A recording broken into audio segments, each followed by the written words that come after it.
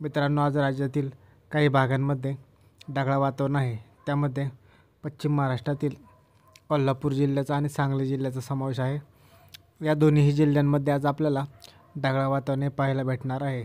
आपण स्क्रीनवरती पाहत असाल तर आपल्याला दिसेल की या भागात आज ढगाळ वातावरण राहणार आहे.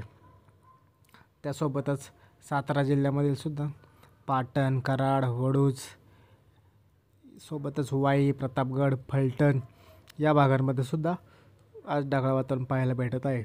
पुणे जिल्ह्यातील दौंड, बारामती, इंदापूर, सासवड, चाकण, खेड, शिरूर, मंचर या भागांमध्ये सुद्धा आपल्याला आज विखुरलेल्या स्वरूपाचे असे ढगाळ वातावरण हे पाहायला भेटणार आहे.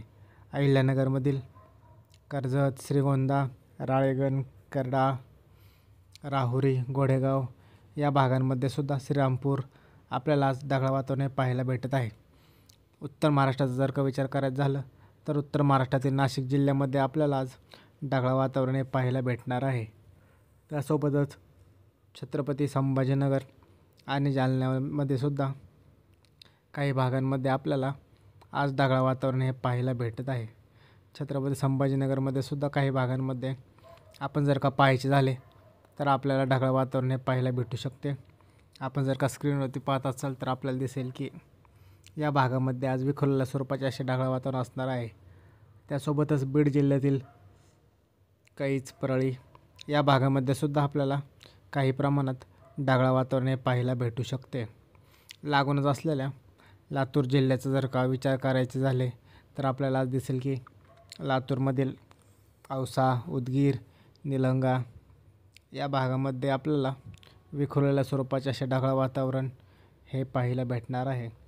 आपण जर का स्क्रीनवरती पाहत असाल तर आपल्याला दिसेल की या भागाला सुद्धा हवामान विभागाने ढगाळ वातावरणाचा इशारा दिलेला आहे. त्यामुळे या भागात सुद्धा आपल्याला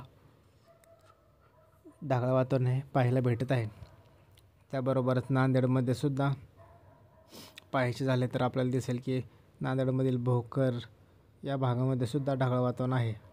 त्यासोबतच यवतमाळ आणि वाशिम त्यासोबत वर्धा जिल्ह्यामध्ये सुद्धा आपल्याला विखुरलेल्या स्वरूपाचे असे ढगाळ वातावरण आज पाहायला भेटणार आहे.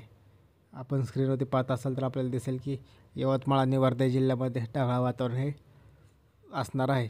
एकंदरीत मित्रांनो, आज राज्यात काही भागांमध्ये ढगाळ वातावरण असणार आहे. अधिक माहिती यासाठी आपल्या यूट्यूब चॅनलला आत्ताच सबस्क्राईब करा. धन्यवाद.